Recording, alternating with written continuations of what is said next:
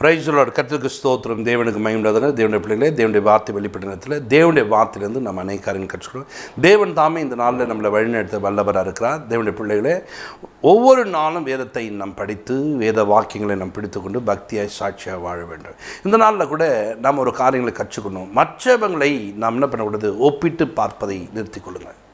அவங்கள விட நான் நல்லா இருக்கிறேன், அவங்கள விட பரவாயில்ல, அவங்கள விட நான் ஜெபம் பண்ணுறேன், அவங்க பாருங்கள் ஆலயத்துக்கு வரல, நான் இப்படி வரேன், அவங்க பாருங்கள் அப்படி நடக்கிறாங்க, நான் இப்படி நடந்துக்கிறேன்னு சொல்லிட்டு மற்றவர்களை ஒப்பிட்டு நீங்கள் பார்ப்பீர்கள் சொன்னால் உங்கள் வாழ்க்கையில் நீங்கள் குறைவுள்ளவராய் மாறுவீங்க. நிறைய நேரங்களில் நிறைய விஷயங்களில் நாம் தேவனை பார்க்க வேண்டிய நாம் தேவனை பார்ப்பதில்லை, தேவனுக்குரியவைகளை சிந்திப்பதில்லை. பாருங்கள், நம்மளோட கூட சபைக்கு வரங்க பாருங்கள், அவங்களாம் பாருங்கள் ஒன்றுமே தெரியாதுங்க, நான் நச்சதை பண்ணுறேன் பாருங்கன்னு சொல்லிட்டு யாரை பார்க்கணும், குறைவுள்ள ஒரு மனிதரை பார்த்து கொண்டே இருக்கிறோம். அப்படி பார்க்கும்போது நீங்கள் குறைவுள்ளவராய் மாறிவிடுவீங்க. ஏன்னா வேதம் அப்படி தான் நமக்கு கற்றுக் கொடுக்குது. லூக்காவில் நீங்கள் 18ஆம் அதிகாரத்தில் அந்த 9ஆம் வசனத்தை நீங்கள் வாசிக்கும் போது பாருங்கள், அன்றியும் தங்களை நீதிமான்கள் என்று நம்பி மற்றவர்களை அற்பமாக எண்ணின சிலரை குறித்து அவர் ஒரு உவமையை சொன்னார். கவனிங்க, 2 பேர் ஜபிக்க போகிறாங்க. அந்த ஜபிக்க போகிற மக்களை குறித்து ஒரு உவமையை சொல்கிறார். சிலர் என்ன பண்ணுறாங்களா, மற்றவர்களை அற்பமாக எண்ணுகிறார்களாம். இன்றைக்கு சபையில் இருக்கிற ஒரு கூட்டத்தார் சிலர் இப்படி இருக்கிறார்கள் என்று அற்பமாக எண்ணுகிறவர்கள், நல்லா ஜபிக்கக்கூடிய மக்கள், நல்ல வேதத்தை வாசிக்கக்கூடியவர்கள், நல்ல தேவனோடு கூட உறவாடக்கூடியவங்க இன்றைக்கி எப்படி மாறுறாங்க தெரியுங்களா? அவங்க பின்மாற்றத்துக்குள்ளே போய் கொண்டிருக்கிறார்கள். அது அவங்களுக்கு தெரியல.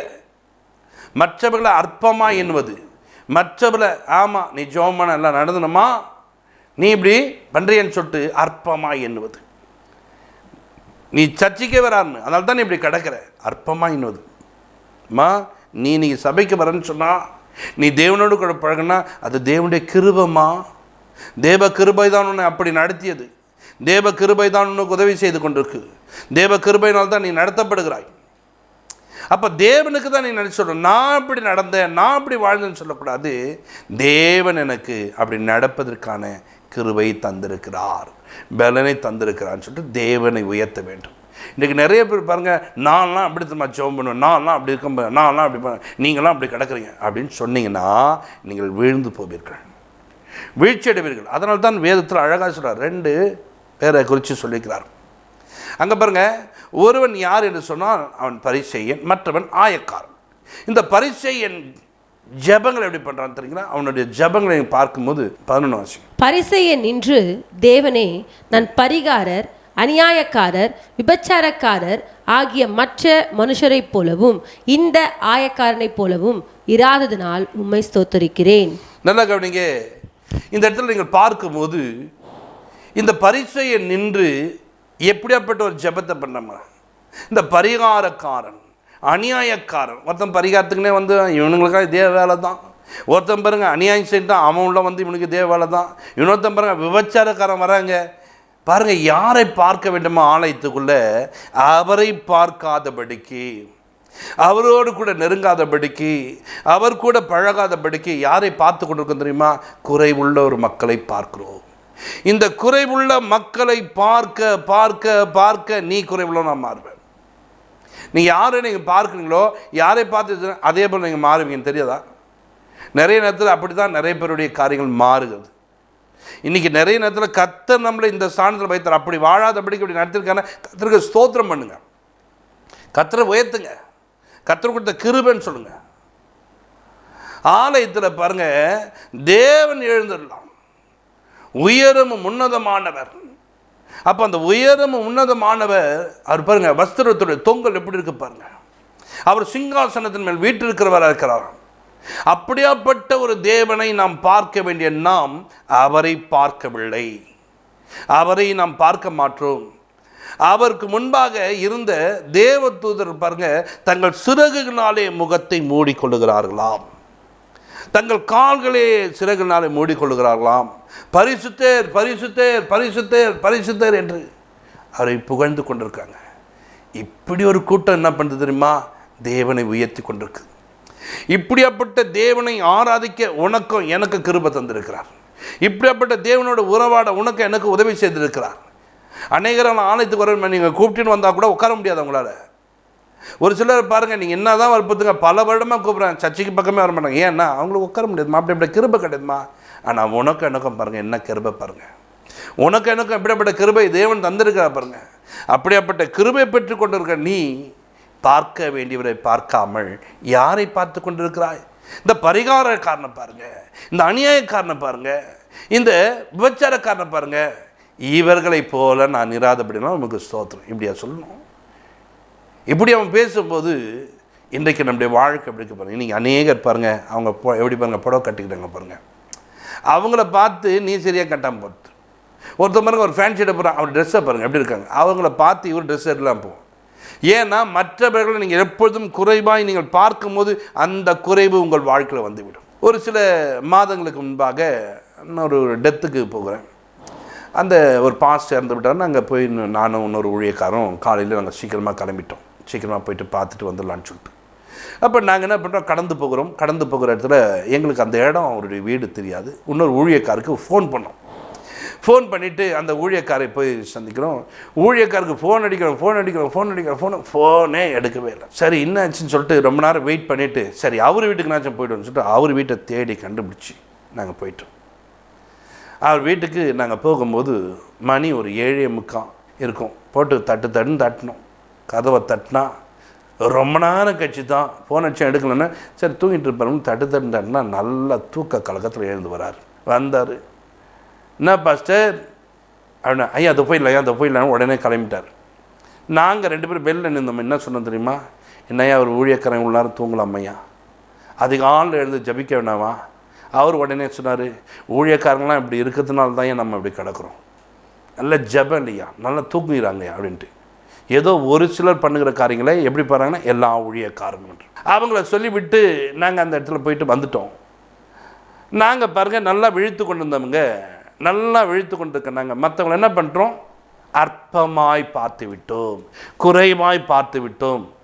நான் தான் அப்படி அற்பமாக பார்த்ததுனால ஒரு சில நாட்கள் ஆச்சு. அதுக்கப்புறம் பாருங்கள் எனக்கு நல்ல தூக்கம் வந்தது, எழுந்துக்க முடியாத ஒரு தூக்கம்.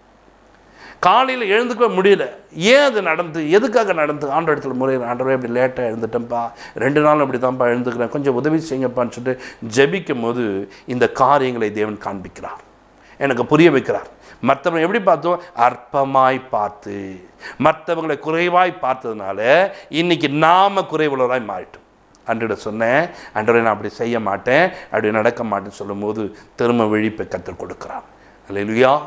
இன்றைக்கி தேவனுடைய பிள்ளைகளே, நீங்கள் எந்தெந்த இடத்துல நீங்கள் ஜபிக்காமல் போகிறீங்களோ, எந்த இடத்துல வேதம் வாசிக்காமல் போகிறீங்களோ, எந்த இடத்துல நீங்கள் நின்று பாடினவங்க பாட முடியாமல் இருக்கிறீங்களோ, எந்த இடத்துல இருந்து நல்லா பைபிள் படித்து நீங்கள் படிக்க முடியுங்களோ, நீங்கள் மற்றவங்களை குறைவாய் பார்த்ததுனால தான். மற்றவர்கள் பாடும்போது நீங்கள் குறைவாக பார்த்தீங்க பார்த்தீங்களா, அதனால தான் நீங்கள் பாட முடியாமல் போகிறீங்க. மற்றவங்க வேதம் வாசிக்கும் போது பாருங்கள் எப்படி வாசிக்கிறாங்க பாருங்கள், பார்த்துதுங்க, அதனால தான் நீங்கள் வேதம் வாசிக்க முடியாமல் போகிறீங்க. மற்றவங்க ஜபத்துக்கு வரும்போது இதெல்லாம் எப்பவுமே லேட்டாக தான் வரும், இது எப்படி தான் வரும்னு சொல்லி நினச்சி போதா இன்றைக்கி நீ சபைக்கு வர முடியாமல் போயிட்டு. காரணம் பார்த்தீங்களா, இன்றைக்கி நிறைய காரியங்களில் நிறைய விஷயங்களில் தேவனோடு கூட இருக்கிற நாம் தேவனை சரியான விதத்தில் பிடித்து கொள்ள கற்றுக்கொள்ள வேண்டும். தேவனுடைய உறவு நமக்கு ரொம்ப முக்கியம். தேவனோடு கூட பழக்கம் ரொம்ப முக்கியம். கவனிங்க, ஒருவன் தூரத்தில் நிற்கிறான், அவன் ஆலயத்துக்குள்ள வரல, ஆயக்காரன் தூரமாய் நிற்கிறான். அந்த தூரமாய் நிற்கிறவன் இவர் சொல்கிறாரு அவன் போல இல்லைன்ட்டு. இந்த அநியாயக்காரன், இந்த பாவி போல பரியாசம், இவனுங்களை போல நான் இல்லை. யாரை ஒப்பிட்டு காமித்தாரோ அந்த பரிசெயனை கவனிச்சிங்களா, இந்த பரிசெயன் சொன்னார், அந்த ஆயக்காரனை தேவன் என்ன பண்ண தெரியுமா, தெரிந்து கொண்டு அவன் நீதிமான் என்று சொல்கிறார். அப்போ யார் நீதி இல்லாமல் போனாங்க தெரியுமா, ஆலயத்துக்குள்ளேருந்து ஜோம் பண்ணி வாரத்தில் 2 நாள் உபவாசம் போட்டு தசம்பாகம் காணிக்க கொடுத்தவன் எல்லாம் இன்றைக்கி நீதிமானம் இல்லாமல் போயிட்டான். மற்றவனை நீங்கள் அற்பமாக பார்க்க பார்க்க உங்கள் வாழ்க்கை அற்பமாய் மாறிவிடும், அற்பமாய் காணப்படும். வேதத்தில் நம்ம ஒவ்வொரு நாளும் தேவனுடைய வார்த்தைகளை பிடித்துக்கொண்டு பக்தியாய் சாட்சியாக வாழ வேண்டும். லூக்காவில் பார்த்தீங்கன்னா 5ஆம் அதிகாரம் 30ஆம் வசனம், வேத பாரகரும் பரிசேயரும் அவருடைய சீஷருக்கு விரோதமாக முறுமுறுத்து, நீங்கள் ஆயக்காரரோடும் பாவிகளோடும் போஜனம் பானம் பண்ணுகிறது என்னவென்று கேட்டார்கள். நல்லா கவனிங்க, இங்கே ஒரு மனிதனை பார்க்கிறோம். ஒரு மனிதன் சகைவு என்ற ஒரு மனிதனுக்கு அந்த சகைவு என்ன பண்ணுறாங்க, ஆண்டு பார்க்குற வா நான் வீட்டுக்கு வரணும்னு சொல்லிட்டு அந்த சகைவை வீட்டுக்குள்ளே கொண்டு போகிறார். அந்த சகையோடு அவர் சாப்பிடுகிறார். இப்போ சுற்றிலும் இருந்த மனிதர்கள் பார்த்து, இவர் என்னங்க ஆயக்காரனோடும் பாவிகளோடும் இவர் உட்கார்றான்னு சொல்லிட்டு இயேசுவை குறைவாய் பார்க்கிறார்கள். அந்த ஆயக்காரனை குறைவாய் பார்க்கிறார்கள். இவர்கள் யார் என்று சொன்னால், ஆலயத்தில் எப்பொழுதும் தரித்திருக்கிறவர்கள், ஆலயத்தில் தேவனோடு கூட உறவாடக்கூடியவர்கள், ஆலயத்தில் தேவனோடு கூட வேதப்பாரர்கள் என்று சொல்லப்படுது, பரிசேயன் என்று சொல்லப்படுகிறது. இந்த வேதப்பாரனும் பரிசேயனும் தேவனோடு கூட அதிக உறவு வைத்தவர்கள், தேவனோடு கூட அதிகமாய் பழகினவர்கள், தேவனோடு கூட நல்ல ஐக்கியம் வைத்தவர்கள். இப்படியாப்பட்டவர்கள் என்ன ஆனாங்க தெரியுங்களா? இன்னைக்கு எதை பார்க்கணுமோ அதை பார்க்காமல் குறைவை பார்த்தார்கள். ஆனால் இவங்க கையை காட்டி இந்த ஆயக்காரன் சொன்னாங்க பார்த்தீங்கன்னா, இந்த ஆயக்காரனை கவனிச்சிங்கன்னா அவன் இயேசுவை பார்க்கிறான், இயேசு வீட்டுக்கு வந்ததை பார்க்கிறான், இயேசுவோடு கூட இப்போது போஜனம் பண்ண போகிறான், அதை பார்க்குறான். இப்போ இயேசுவை பார்க்க என்ன பண்ணுறேன், ஆண்டவரே நான் யாரிடமாகினும் அநியாயமாக வாங்கினது உண்டானால் அதை நாளத்தனையாக நான் கொடுக்குறேன். பார்த்தீங்களா, இயேசுவை பார்த்ததுனால பார்க்க வேண்டியதை பார்த்தாங்க, பார்க்க வேண்டியதை பார்த்ததுனால தன்னுடைய குறைவை மாற்றிக்கொண்டார்கள். என் ஆஸ்திகளில் பாதி ஏழைகளுக்கு தருகிறேன். பார்த்தீங்களா, இந்த ஆயக்காரன் இப்போ யாரா மாட்டேன்னா, இந்த வீட்டுக்கு ரட்சிப்பு வந்தது. இந்த வீட்டில் ரட்சிப்பு மாற்றதில்ல, இந்த ஆயக்காரன் யாரா மாற்ற, இந்த சகவு ஆபிரகாமுடைய குமாரனாய் மாறிவிட்டான். பாருங்க, இவ்வளோ நாள் ஆலயத்துக்கு வரல, இவ்வளோ நாள் வரி வசூல் பண்ணியிருந்தவன் இவன் ஆலயத்துக்கு வெளியில் தான் இருப்பான். இவன் இப்போ எங்கே போயிட்டான்னா ராஜ்யத்துக்குள்ளே போயிட்டான். ஆனால் ராஜ்யத்தினுடைய பிள்ளைகளோ எங்கே இருக்காங்க தெரியுமா? இந்த குறைவை பார்த்து வெளியில் நிற்கிறாங்க. காரணம் என்ன தெரியுமா? மற்றவர்களை நீங்கள் ஒப்பிட்டு பார்க்க பார்க்க உங்கள் வாழ்க்கை குறைவாய் மாறிவிடும். நீங்கள் மற்றவர்களை நீங்கள் இப்படி ஒப்பிட்டு பார்ப்பீங்கன்னு சொன்னால் உங்கள் வாழ்க்கை இன்னும் இன்னும் இன்னும் குறைவுள்ளதை காணப்படும்.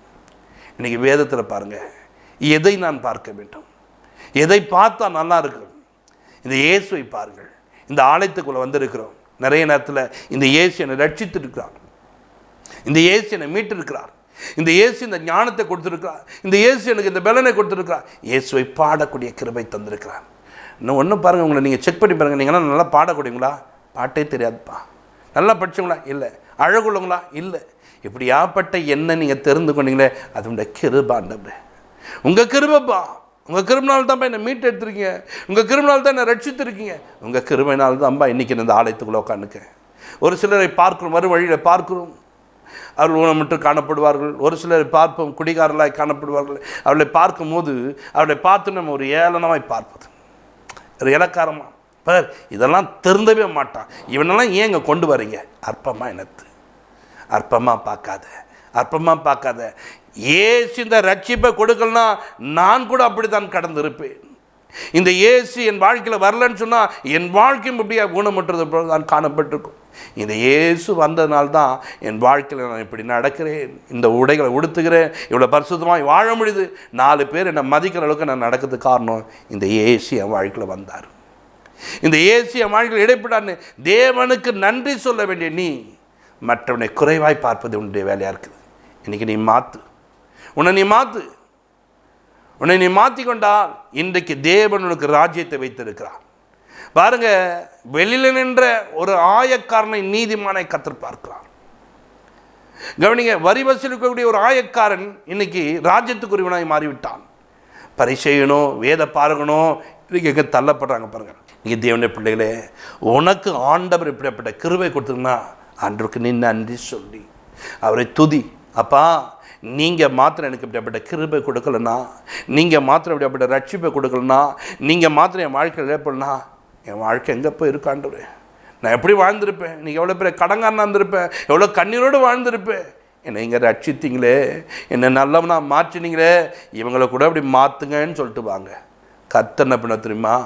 உங்கள் நிமித்தமாக எங்களை ரட்சிப்பார், உங்கள் நிமித்தமாக எங்களை மாற்றுவார், உங்களுக்கு ஒரு அற்புதம் அச்சம் பண்ணலாம். பரலோக பிதாவே உங்களுக்கு நாங்கள் நன்றி செலுத்துகிறோமான்று.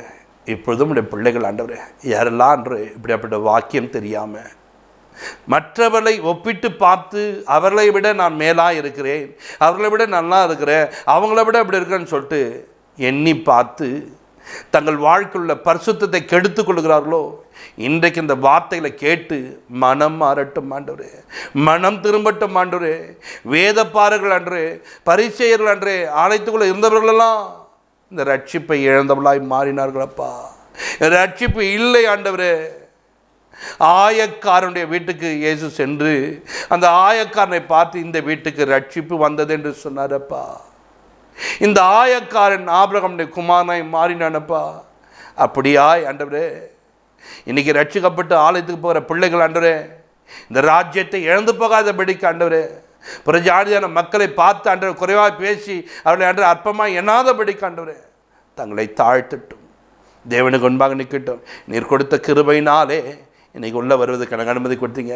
நீங்கள் கொடுத்த கிருபையினாலே ஆலயத்தில் எப்போதும் தரிக்க எனக்கு உதவி செய்யுங்கன்னு சொல்லிட்டு உமக்கு நன்றி சொல்லி உம்மை உயர்த்தட்டும் என்று ஆசீர்வதிங்க, பெரிய காமிச்சிங்க. ஏசு கிறிஸ்துவ ஜெபத்திற்கு நல்ல பிதாவே, ஆமென். God bless you.